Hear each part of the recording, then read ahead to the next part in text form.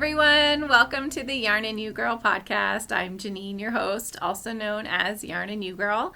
And this is my little channel where I talk to you guys about all the making that I'm doing. It might be crochet or knitting or sewing or cross stitching or pretty much whatever catches my fancy. Today is Monday, August 20th, and things have been quite busy around here. I think it's been about, again, 3 weeks since I've last podcast, and I've got some things that I want to talk to you guys about that are coming up because we have our knit along deadline hitting here at the end of August. So August 31st is going to be the end of the That 70s knit along, That 70s Tea knit along, and Summer Cal knit along. So summer garments or That 70s Tea. If you're not familiar with the That 70s Tea, that's my t-shirt design that I put out back in like March. It's a short sleeve, striped raglan sleeve pullover basically. And so if you do that design, you get 2 entries into the knit along. If you do a summer garment, you get 1 entry into the knit along. And I actually pulled out the prices today to kind of show you guys what those prices would be, because I don't think I've showed you them for quite some time, and the deadline is coming up. So if you're pushing to finish that, this might be incentive to get you guys through. So far I think, depending on the number of entries, there's probably, oh, I have an itchy nose again. There's probably just going to be 1 prize right now, kind of a bundle, but I do have a couple different things. So if there's multiple and more entries in the next week or so, I might end up pulling 2 names and drawing 2 bundles, or I might do 1 from the chatter thread and 1 from the finished object thread. I haven't decided, but get on there, get active. And the group that you're looking for on Ravelry, if you want to be active in that, is the Yarn and You Girl podcast group. It's under the groups tab. And you're looking for the That 70s Tea and Summer Garment Knit Along, finished objects, or chatter thread. So prizes, because we all love prizes. I have a little Notions pouch, which looks like this. I picked it up when I was in Seattle. It's seagulls. And it's this nice, almost like a faux leather or waxed canvas Notions pouch. It has a little desiccant in there. Definitely big enough for some knitting needles, stitch markers, crochet hooks, whatever it is. And it has a little ring here, like a key ring. You could hook it onto a clip inside a larger bag or whatever. So I have that. And then, oh gosh, seriously, there's like fiber tickling my nose. Then I also have this just cute little keychain with yarn. I can't get it to stop. A skein of yarn hung on there. So that I thought was pretty neat. And then I also have your choice of 1 of 2 sock blanks. So this sock blank, which is so it's single sock blank, 75% superwash merino, 25% nylon, or this sock blank. So either one of those you could choose, and I think that might be all of the prizes so far. So yeah, all of the prizes so far. So thank you for entering into that. If you do, you might get lucky and win one of those lovely prizes, or all of those lovely prizes. Let's see. All right, what else do we want to talk about? Oh, I went to yarn prom, you guys. I went to yarn prom. So that was something I hadn't even heard about. Up here in Gresham. So a little bit further. Sorry, I say up here all the time, regardless of whether I am talking about something north of me or south of me. So I know it used to bug the crap out of my sister because she'd be like, no, it's down here, blah, blah, blah, depending on where you're referencing. But I'm just going to say up here in the Pacific Northwest in Gresham, Knitted Wit has a studio, like a warehouse space, and she puts on Yarn Prom. And I had no idea that this was even a thing, but I had opened up my Instagram page one day, feed one day, and I don't usually click on people's live videos. I kind of like to remain anonymous a little bit when I look at things. Like, so live videos is kind of weird because I'm not sure how to interact with people very easily on the internet. Because I don't really know them. I just, pop on to say hi. But I did, Rebecca and Stephanie from the Mean Girls were doing a live video, and I do know them. So I popped on the video just for whatever reason. I was feeling like I needed to check this video out because I never, ever, ever look at people's live videos. And they were like, hey guys, we're at Yarn Prom, and they were all dressed up in knitted garments, kind of combination of knitted garments and prom gear. So some tiaras and, done up makeup and some, knitted sweaters to go over the top of it. Mind you, it was really, really hot that day. So I commend them for wearing all that. But they're like, come down. We're at Yarn Prom. Come and visit. It's here, in Gresham. And they drove all the way down from the Tacoma, Puyallup, Bremerton area to come and stay the night in Portland and go to Yarn Prom. And so I got on and they're like, Janine, you should come down, because they knew I was right here. And so I kind of thought about it. I wasn't sure I was able to get away from the kids or, that. It was a Saturday night. My husband was working, and so he wouldn't be home for a while. And I was like, you know what? I'm going to go. The kids will be fine, and he'll be home soon because they're kind of old enough now they can stay on their own for a little bit. So I got sort of dressed up. I didn't get fully dressed up because I was, it was like last minute, and I didn't have a prom dress. But I did wear a sundress, and I had these little faux fur pom-poms. They're like this big, and I have no idea what to do with them at all.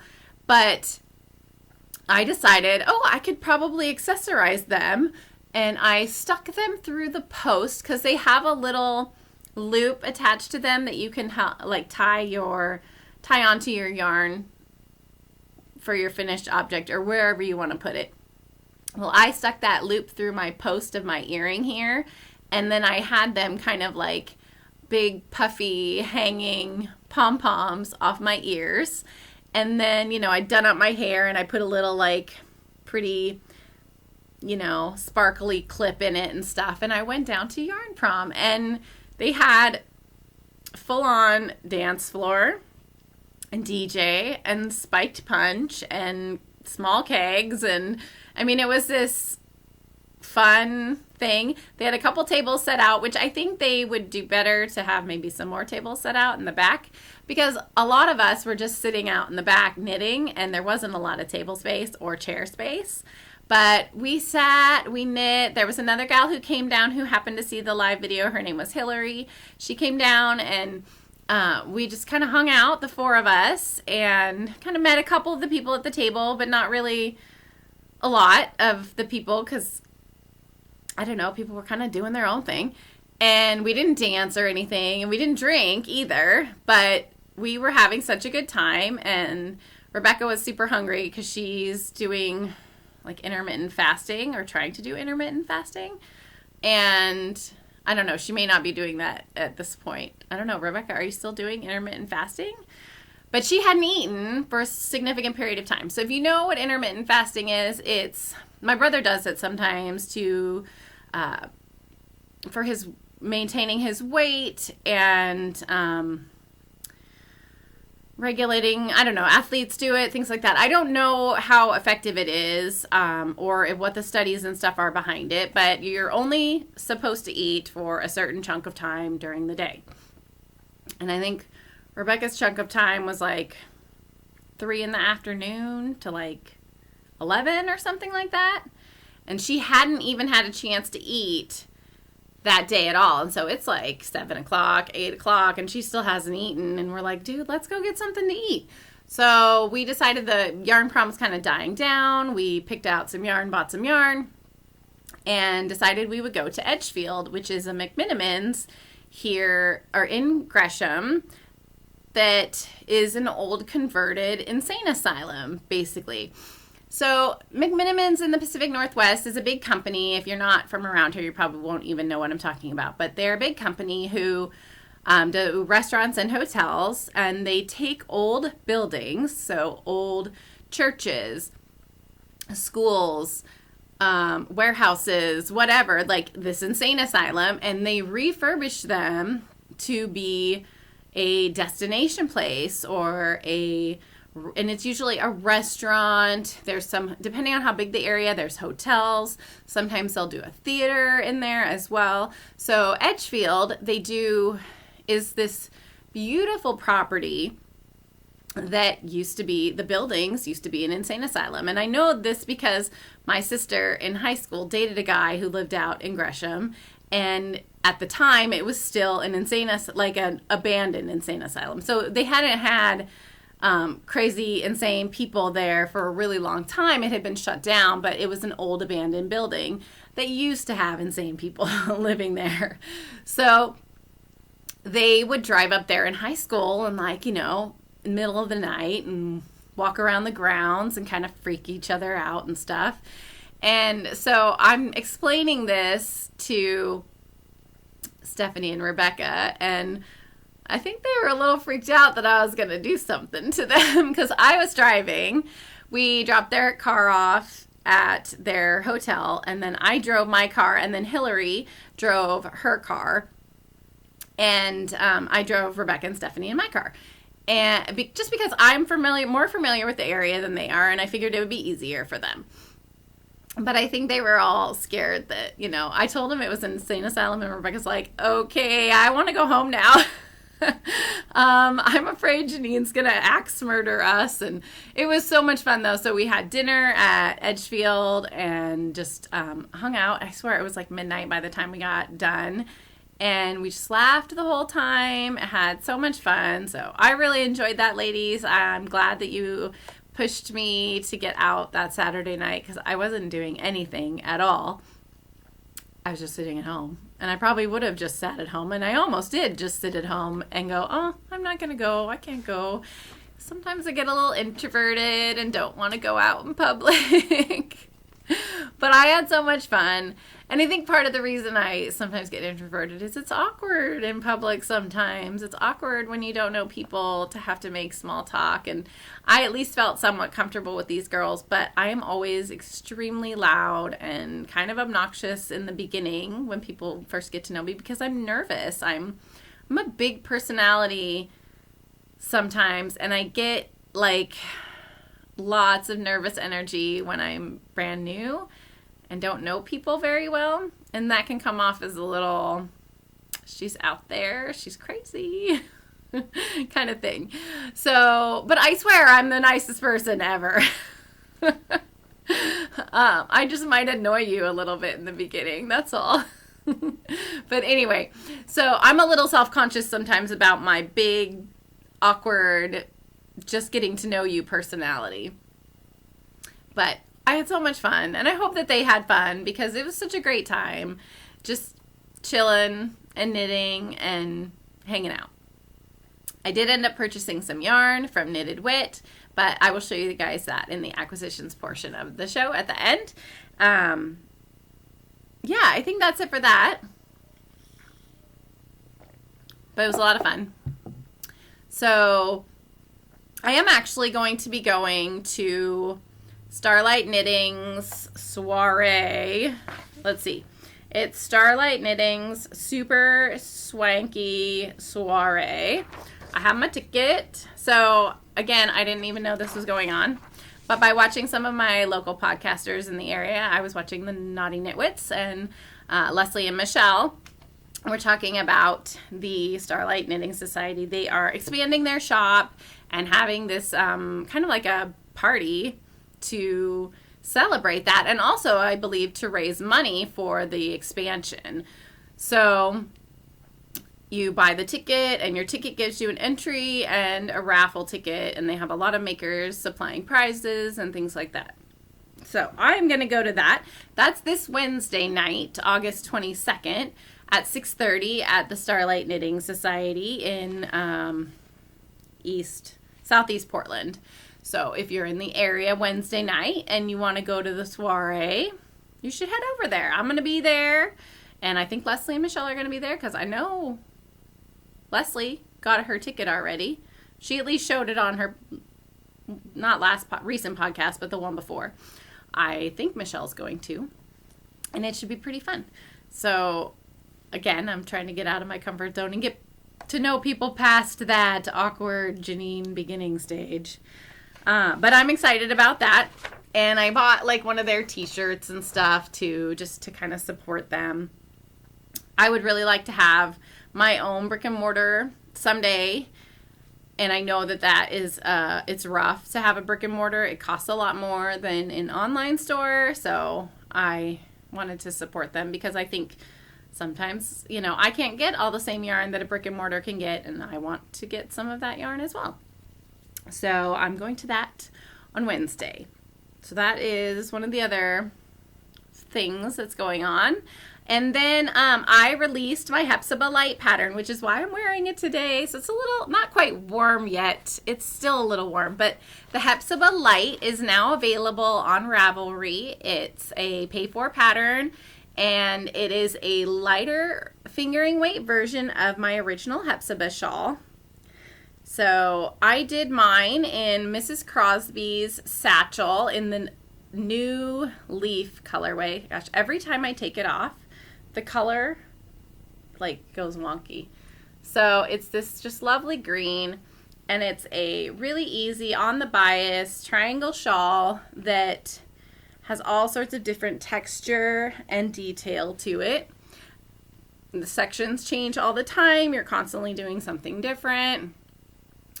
And it's just a fun, easy knit. So if you're interested in that, that's available now on Ravelry for $5. Yeah, $5.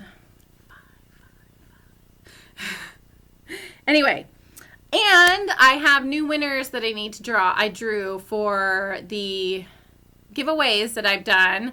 The last two, I did a 900 and 1,000 subscriber giveaway a while back. And I drew two winners, and I had one gal contact me. There's fiber again on my lip. And the second person did not contact me, so I've kind of given that some time to see if they're going to contact me or not, and they have not.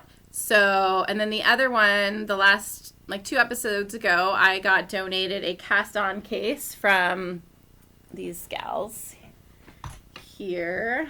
Let's see, a Single Strand Studio. So this is the project bag that they gifted to me, and there is a cast-on case that goes with it, and I think I've sort of lost it. I mean, I have it. I didn't lose it, trust me.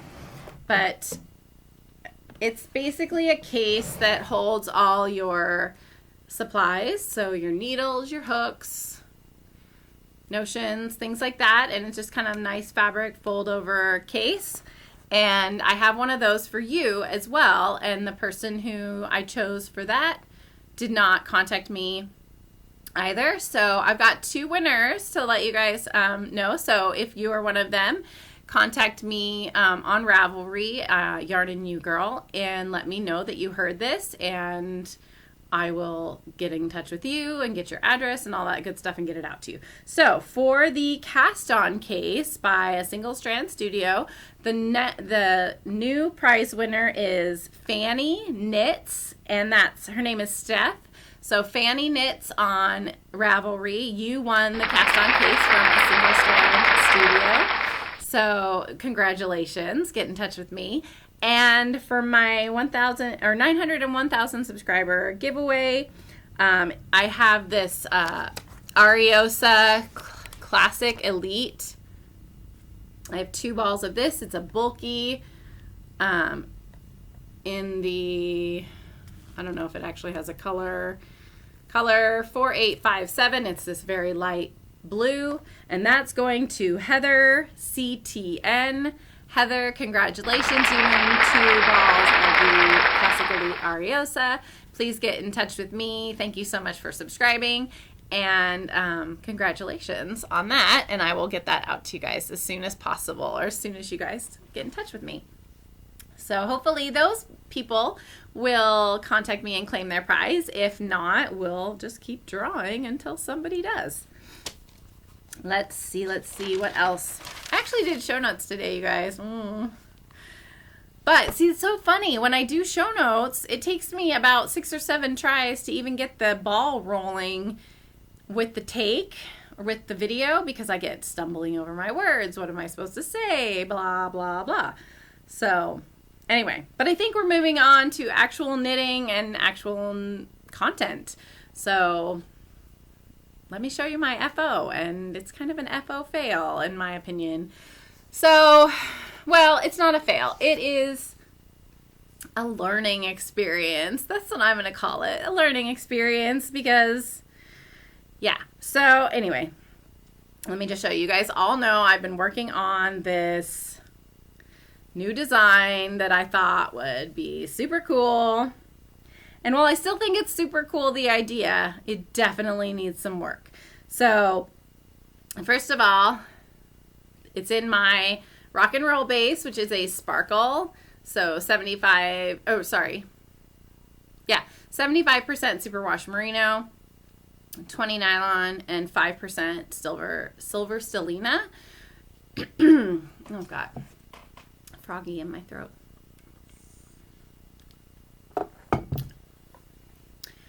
It is gigantic, so big, and let's just talk about this for a minute. So I just can't even, and I didn't even really finish it, you guys. Look, it's like ended in this like blunt, slightly rounded end, because I was done. I was so ready to be done with this, and I didn't have enough yarn. Well, I did. I could have busted into a 6th skein. This is like the yarn eater. Not a man eater, a yarn eater. And seriously, like, when I busted into the 5th skein of the purple, or the 5th skein, it would have been the 3rd skein of the purple, the Hellebore, I was like, oh my gosh, this is crazy. And I was decreasing these leaves out, so I was like, okay, it's not, you know, it shouldn't be that bad. I should have enough, and finally get to the end. Well, then I got to the point where I was no longer almost out of the Mother May I, which is the light purple, and I was gonna have to add a 6th skein or a 3rd skein of Mother May I to finish this, because this would have probably been another foot longer at least. So right now it's just this like crazy funky end. I don't even know. I'm so mad at it right now because I just did not want. But the last time I showed it to you guys, I was here at the stitch marker, and then shortly thereafter is when I added that next skein. So the stitch marker's here.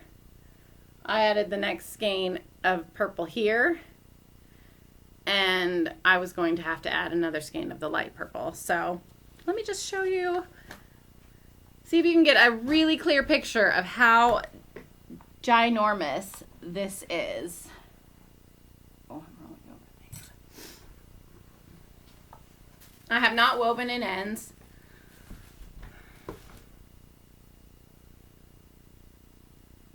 I can't even. Can you even conceptualize how big this is? It's like it keeps going. I went to one of the knit stores in Portland, Nitro Knitters, to meet a friend and teach her how to knit. And I was working on it, and one of the ladies, I was like, it just keeps going and going, and she's like, yeah, you might end up like knitting your shroud. And seriously, it feels like a shroud. It totally does. So let me kind of show you like how I'm still gonna wear it, but it is definitely not what I wanted it to be, and I'm really kind of upset about that.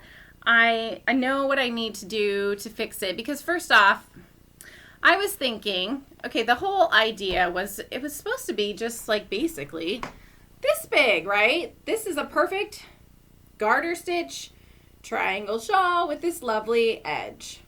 If you just ignored the brioche section, like that would have fit just fine.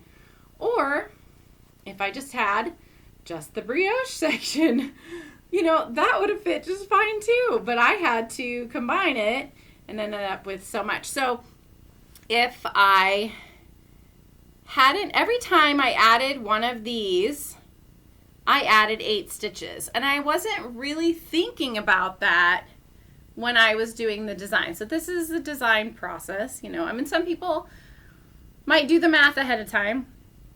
I don't work that way. I have to do in order to be able to see it come out. So I was thinking, oh, this would just be really cool because I would have this growing section of brioche as I was decreasing the garter section, and that would be great. But yeah, it just didn't work out that way. So because every time, like I said, every time I added one of these extra leaves, I added 8 more stitches. So what I was hoping for was a shawl that was this size, and what I got was a shroud. So anyway, I can still wear it, and see if I can kind of, it's so big that it's ridiculous, but I can still wear it. And it will be, you know, super cozy, and it won't, ow, ow, ow, just like rolled onto my foot. It will be super cozy, but it's not what I wanted. I'm just frustrated with it. I think I know what to do to fix it, but it's not how I wanted it to turn out. I think I had some good ideas, but it ended up really, really big. So my idea is to do kind of the same, because I really like the garter, the way the garter goes with the colors, and I like the brioche, but what I'm thinking, and this was kind of my original idea, which is why I ended up starting out. So down here, I started out with like just 3 brioche sections. So what I'm thinking I'll do is I'll start out with maybe 5 brioche sections, and I'll just stick with 5 brioche sections. I will not add, because every time I added, I made it bigger and bigger. So if I stick with 5, I should have, the idea will be that I'll have this just edging on the one side that looks like this. So that's the plan. It's a little, like I said, a little disappointing, but I didn't finish it the way I wanted to, because I was tired of it eating all the yarn. Like, it really ate all my yarn. And I had more yarn, but this is a sweater, and maybe I can make it into a sweater. I don't know. Maybe if I secure it just right, I can have a poncho or something. Ooh. Maybe. I don't even know. I'd have to like figure out a way to, I don't know. It's not gonna work. Unless, seriously, I wrap it like this and wrap it like that. There. And then just like pin it right here, guys. What do you think? Do you think I could do that? I could get away with wearing it like that for sure.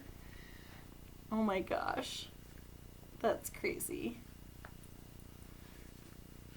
This is like, oh, here, look, it's a tube top now. So I could wear it like this. Honestly, if I got like a really cool pin, or, nope. I was going to say I could have left like an opening for it, like a buttonhole almost. But if I got a cool pin, let's see. Where is that diaper pin of mine? Ha ha ha. Oh, here. So it's not the coolest pin, but if I just kind of come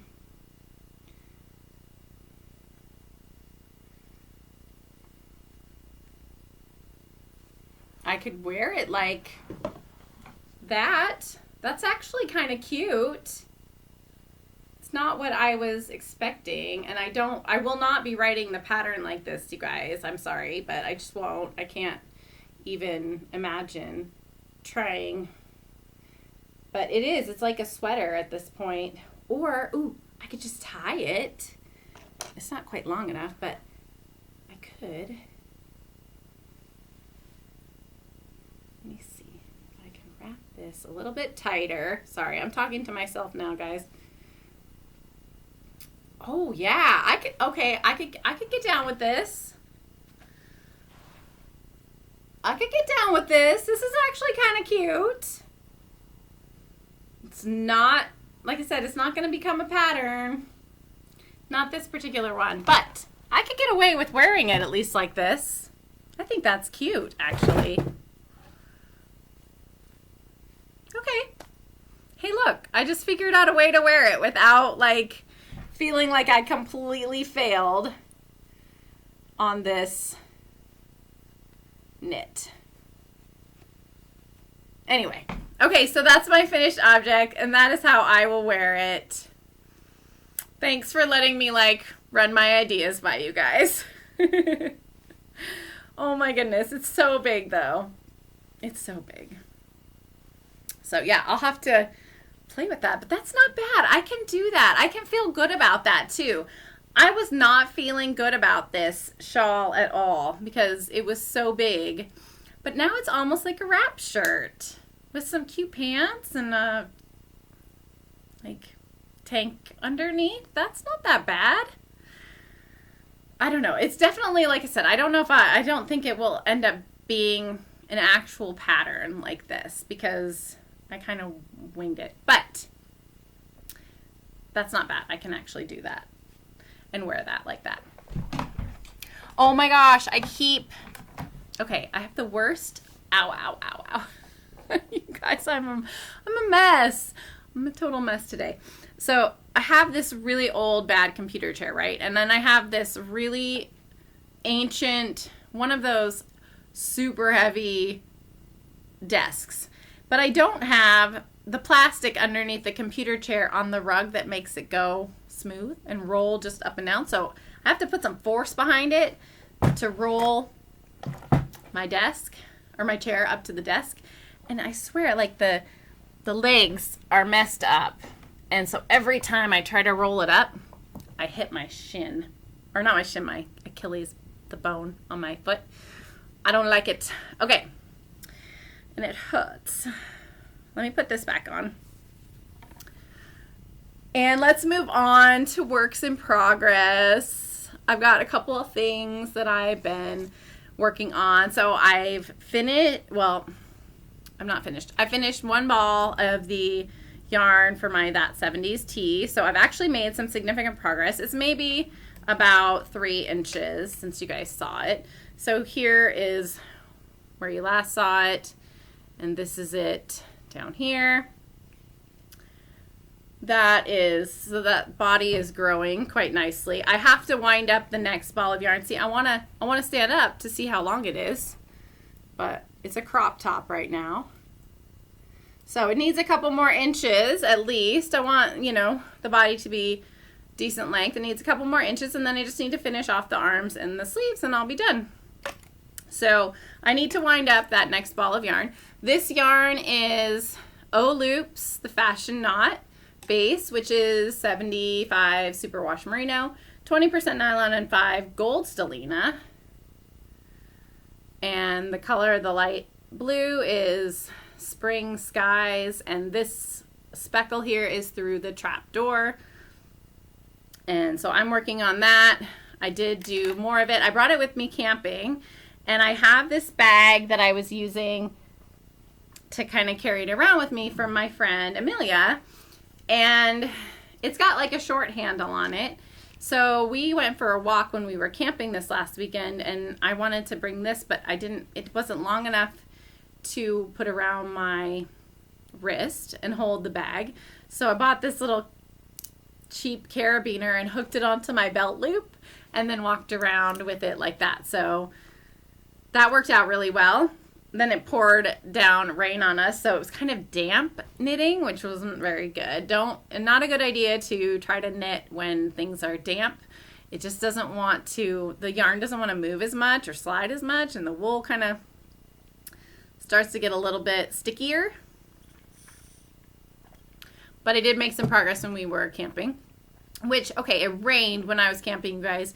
It's been 90 to 100 degrees here for the last like 4 weeks, and the one day that I go camping, it rains, and it's like 70, which was fine, but it wasn't what I wanted when I was camping. I wanted it to be 70 and not raining. That would have been perfect.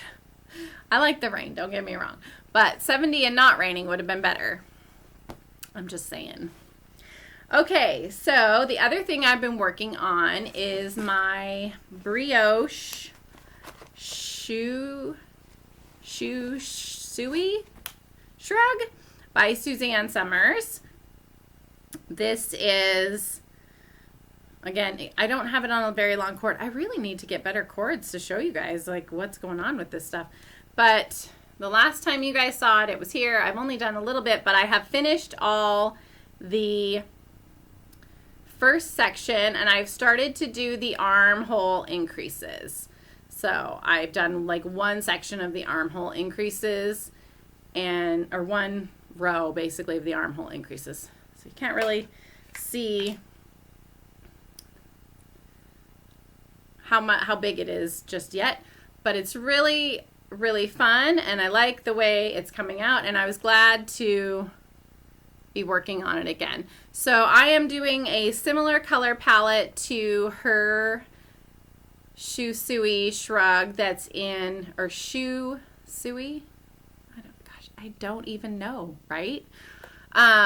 Similar to her palette, I dyed up a couple different skeins of yarn.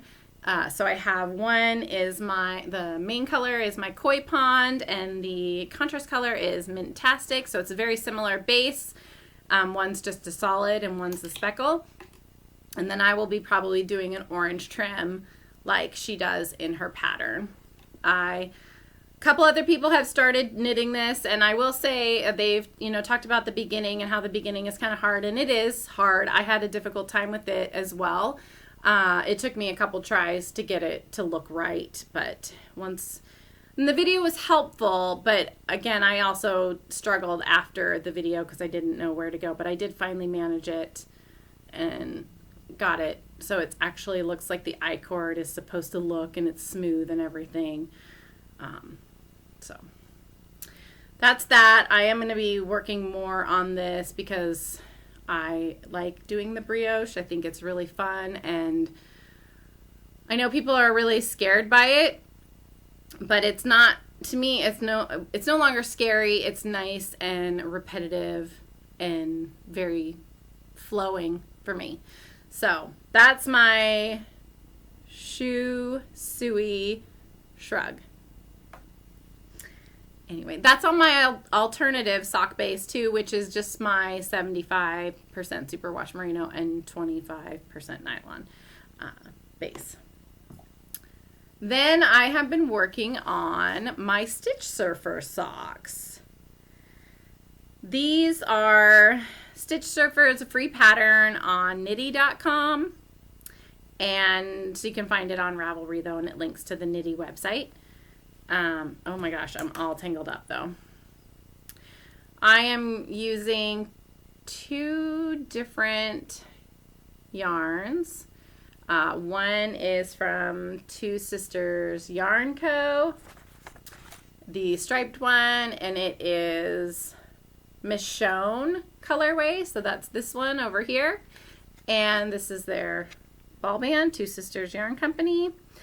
And the other one, the purple one, is Lorna's Laces, Shepherd's Sock, Grape Jelly, maybe? I can't remember. I looked it up last time, so I think it's in the show notes from last time, so I'll look it up again, but I think it's Grape Jelly. I'm not 100% sure. So I put the heel in. Last time you saw it, I just put the heel in, and I've done a few more rounds, basically. So I've done maybe about an inch or so. Not much at all. I just picked this up and started doing a few more on it so I could keep it going. But I am enjoying this one a lot. This one is kind of fun, just different sock construction. It's really fun. It's a little difficult to get started. I thought a little tricky down here at the toe, but once you got started, it wasn't too bad at all. And the way she has you join the yarn, the intarsia portion, like that's what this is when you do two separate colors. This isn't hard either, you guys. It's just making sure that you have the yarn like behind the other yarn when you're like switching over, so, or in front. Well, basically you want to trap the stitch. I don't know if I said that right, but you want to trap the other yarn each time so that you have this nice inside sort of, it locks it here. Just like if you were doing striping or a two-color hat and you change to the other color, you want to make sure that you kind of trap that yarn, because if you don't, you'll end up with a little hole there at the color change. So you just trap the yarn just like you would there, and then on the back side she has you do a wrap and turns to kind of trap it in place. I used a different heel. I used the Fish Lips Kiss heel because I was confused by their heel, and I added one extra stitch in the ditch when I went to join, and then I decreased that extra stitch out because I was getting holes in the side, and I did not want holes in the side of my socks because I don't like that at all. Don't like it at all. So that's that. And then the last couple things I've been working on are crochet things. I am in charge of my 7th graders auction project this year. So every year the class puts together some kind of auction project. They've done quilts in the past, or photo collages, a bench, a toy box one year that they painted and like did their handprints all over. You know, just stuff like that the kids can make.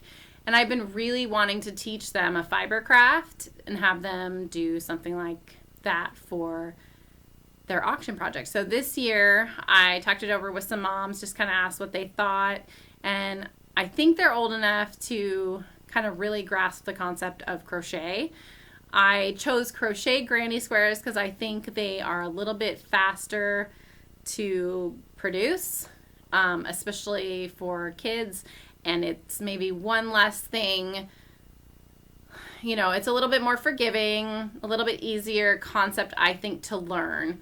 And maybe that's just because I learned how to do it first. But there's less to worry about as far as like the live stitches. If you drop your you know, loop, it's not a big deal. You just put your hook back in there. It's good to go. If you make a mistake, you can just rip it out, and you don't have, you know, to the point where you need to fix it, and you don't need to rip out your entire project, because sometimes in the beginning that's where things can go awry with knitting. So I'm teaching them to do granny squares.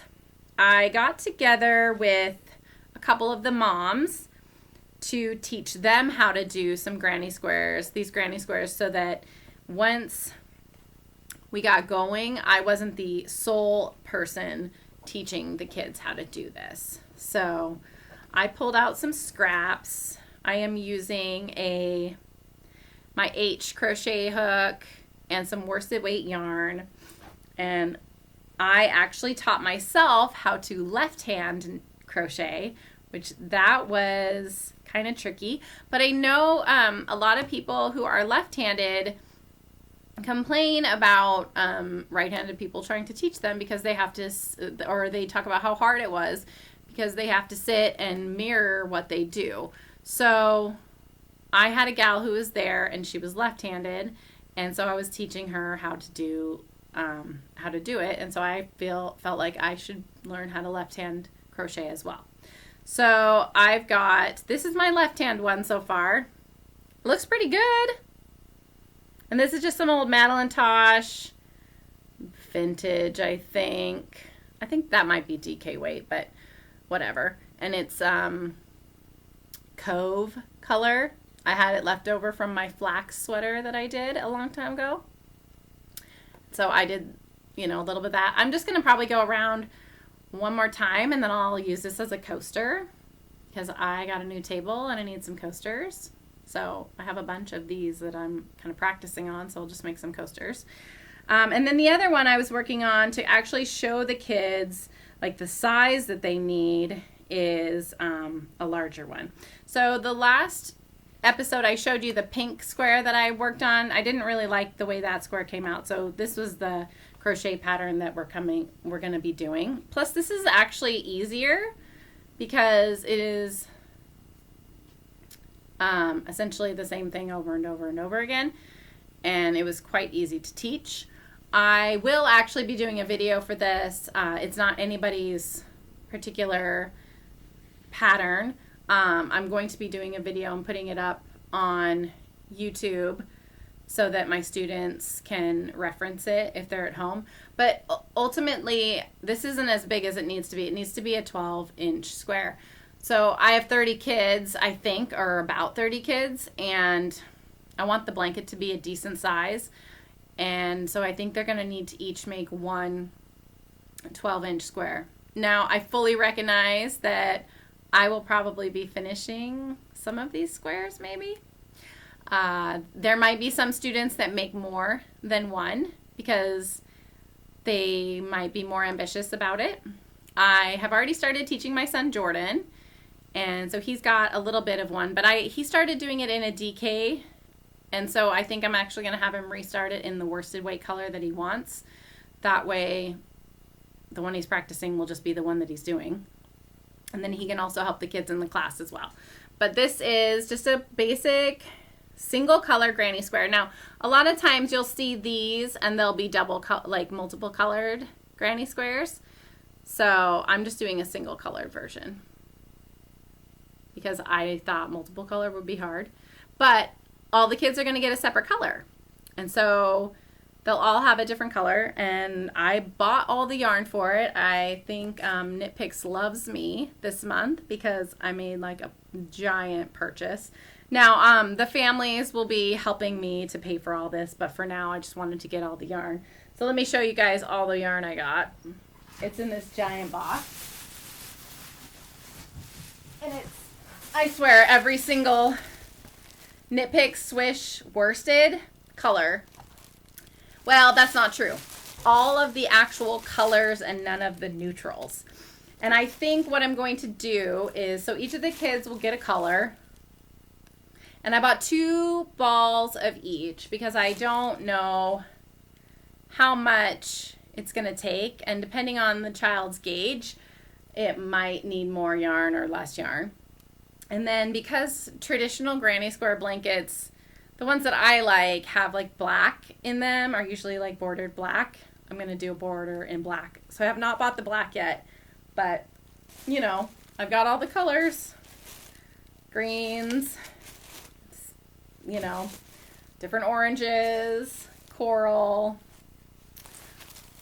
burgundy, lavender. I mean, it's going to be this like crazy, like rust orange, dark blue, some red, although that looks kind of orangey at the moment. But anyway, so I thought I would have the kids fill out like a questionnaire telling me what their favorite color is. And then I would try to assign something to them that was that color. If that didn't work out, then they would get something else.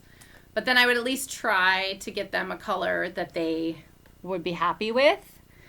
And then they can always trade with their friends, but I am not going to let them like go through the actual box and choose, because then, you know, all the girls will probably pick pink and there won't be, you know, I don't want all the same color. So they're going to have to just get over it and deal with my selection, and they can trade if they want, but that's going to be, you know, they're going to be responsible for one square in one color. So that's that crochet granny square thing. The other thing that I started doing was I don't even know why I started this, but you know, I did. It's not like I needed to. I just cast on. My son Dylan, he really loves, I made him a Lalylala fox pattern for Christmas 2 years ago, and he loves him. He named him Max. He thinks he's the coolest thing ever. He wants to make one himself, so I'm teaching him how to crochet. The pattern for the Lalylala ones talk about using fingering weight yarn, which I got originally, and then she uses like a really small hook. I am using a 2.25 millimeter or a B hook, if I can find it. Maybe not. Nope, that's a pen. Not a hook, a pen. Oh my goodness, where did it go? Well, anyway, it's a 2.25 millimeter hook. Oh my gosh, this is so weird. Oh, I did see, a hook, but I thought that, I don't know, I've lost it. I've lost my hook. But anyway, so I bought some Patons Kroy sock.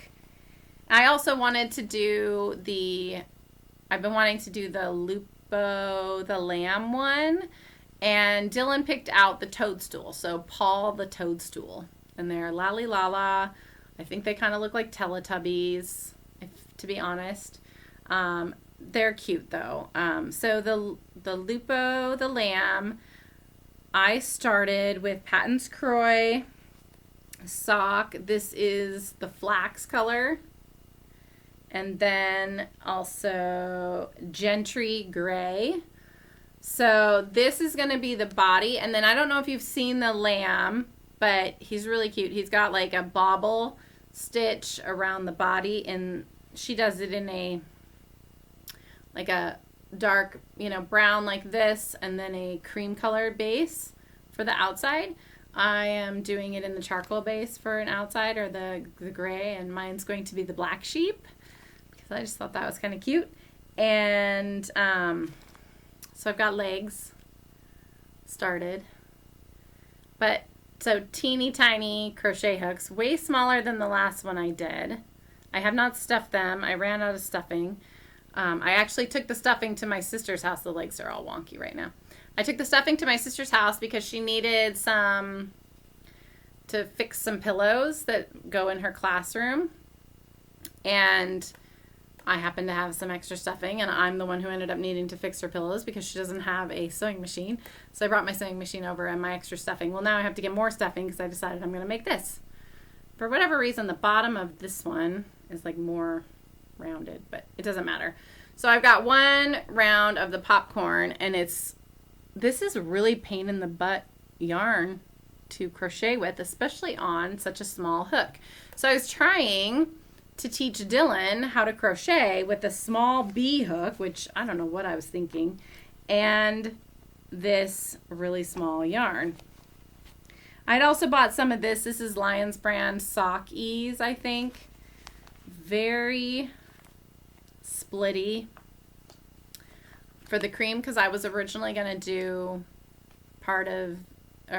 the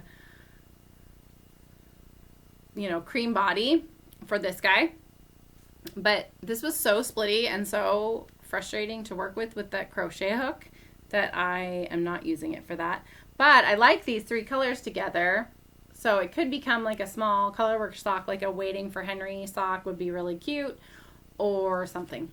I don't know. It wasn't super expensive, so I'm not PO'd about it or anything. I just didn't like working with it as much, but the Patons kroy is kind of difficult too, but whatever. So anyway, these are my feet. So I ended up kind of scrapping the idea of teaching Dylan with the small B size, and he's learning now on like a G with some old worsted weight yarn that I have, and it's going much better. My feet are all crooked, but I don't care. It's gonna be cute. And I think this is actually going to be for my nephew, Henry. Speaking of the Waiting for Henry socks. So the Waiting for Henry socks were awesome socks. She's one of the Hey Sister Yarn Company girls. And she did a patterned sock for while she was pregnant, while she was waiting for her Henry to be born. My nephew was born just a couple weeks ago, and his name also happens to be Henry. And I decided that he would get this black sheep, which I don't want my sister-in-law to think that it actually means anything like he's a black sheep, because he's not. I just really liked the idea of a black sheep. So hopefully that won't be a big deal. I can always make another one. But I haven't made him anything yet, so he needs something special from me. So that's all my works in progress, guys. All my stuff today. Let's see. I think there was one other thing. Let me look and find my notes and see if I'm missing anything. Oh, I have acquisitions. That's what I'm missing. I bought some things. So I showed you guys all the knitted, or the Knit Picks stuff. And then at the Knitted Wit Yarn Prom, I bought this. The color is La Sirena.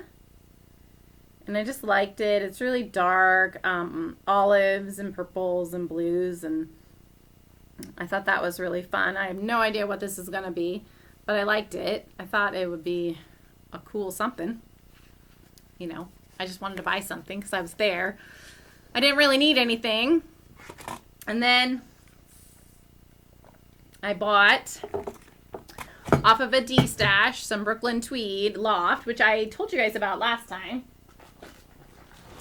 But I actually had got it in the mail. So I got six skeins of Brooklyn Tweed Loft in the sweatshirt color.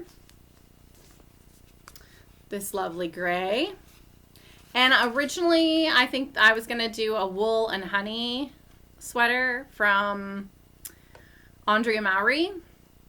But I actually watched the Fat Squirrel Squeaks. Sorry, Amy Beth. The Fat Squirrel Speaks the other day, and she was doing a Ysolda Teague pattern. Thremure, I think that's what it's called. It's color work. It uses fingering weight wool, and I actually have a dark purple loft color from a while ago. Some leftovers. I don't know if it's enough, but it's this purple. And then I thought if I got like a mustard, like maybe, I think there's one that's the hayloft, I think, would look really good.